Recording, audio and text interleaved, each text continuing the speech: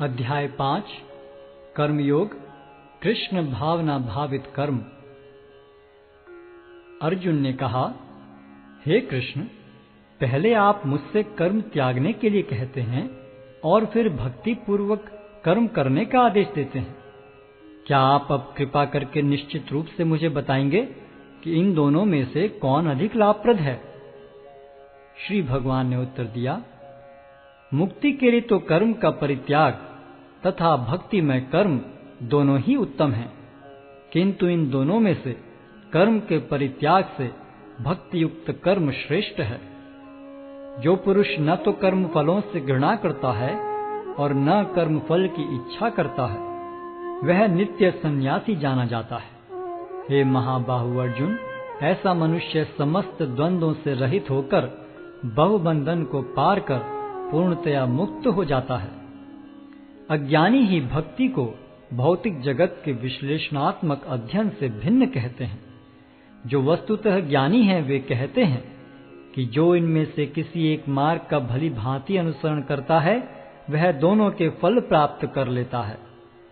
जो यह जानता है कि विश्लेषणात्मक अध्ययन द्वारा प्राप्त स्थान भक्ति द्वारा भी प्राप्त किया जा सकता है, और इस तरह जो सांख्य योग तथा भक्ति योग को एक समान देखता है वही वस्तुओं को यथारूप में देखता है। भक्ति में लगे बिना केवल समस्त कर्मों का परित्याग करने से कोई सुखी नहीं बन सकता, परंतु भक्ति में लगा हुआ विचारवान व्यक्ति शीघ्र ही परमेश्वर को प्राप्त कर लेता है। जो भक्ति भाव से कर्म करता है, जो विशुद्ध आत्मा है और अपने मन तथा इंद्रियों को वश में रखता है, वह सबों को प्रिय होता है और सभी लोग उसे प्रिय होते हैं।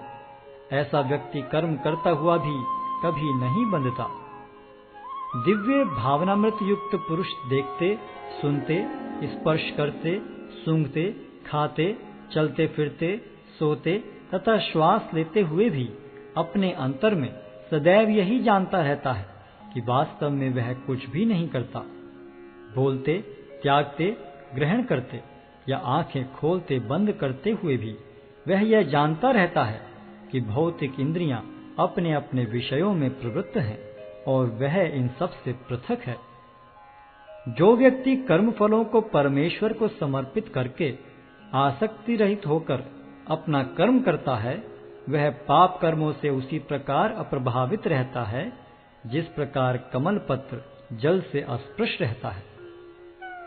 योगी जन आसक्ति रहित होकर शरीर, मन, बुद्धि तथा इंद्रियों के द्वारा भी केवल शुद्धि के लिए कर्म करते हैं।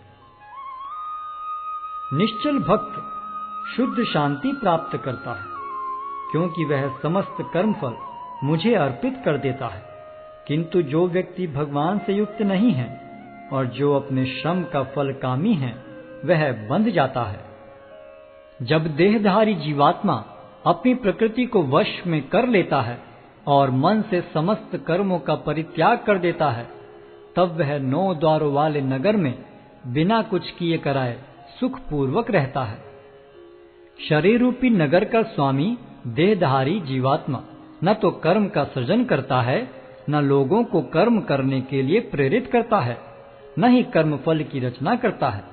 यह सब तो प्रकृति के गुणों द्वारा ही किया जाता है। परमेश्वर न तो किसी के पापों को ग्रहण करता है न पुण्यों को, किंतु सारे देहधारी जीव उस अज्ञान के कारण मोहग्रस्त रहते हैं जो उनके वास्तविक ज्ञान को आच्छादित किए रहता है। किंतु जब कोई उस ज्ञान से प्रबुद्ध होता है जिससे अविद्या का विनाश होता है, तो उसके ज्ञान से सब कुछ उसी तरह प्रकट हो जाता है जैसे दिन में सूर्य से सारी वस्तुएं प्रकाशित हो जाती हैं।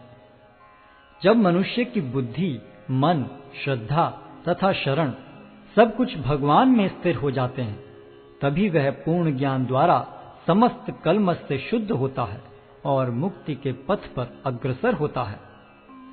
विनम्र साधु पुरुष अपने वास्तविक ज्ञान के कारण एक विद्वान तथा विनीत ब्राह्मण, गाय, हाथी, कुत्ता तथा चांडाल को समान दृष्टि से देखते हैं। जिनके मन एकत्व तथा समता में स्थिर हैं, उन्होंने जन्म तथा मृत्यु के बंधनों को पहले ही जीत लिया है। वे ब्रह्म के समान निर्दोष हैं और सदा ब्रह्म में ही स्थित रहते हैं।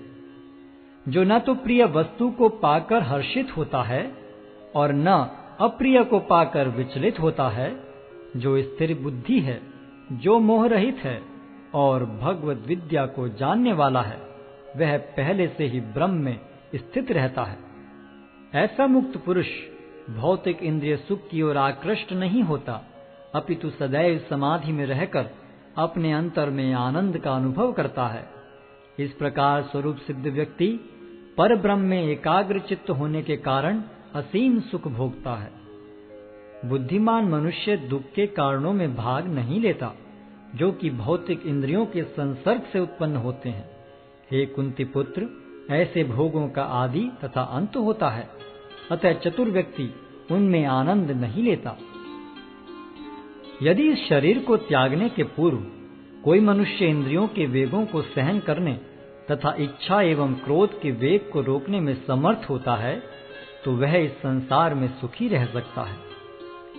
जो अंतःकरण में सुख का अनुभव करता है, जो कर्मठ है और अंतःकरण में ही रमण करता है तथा जिसका लक्ष्य अंतर्मुखी होता है, वह सचमुच पूर्ण योगी है।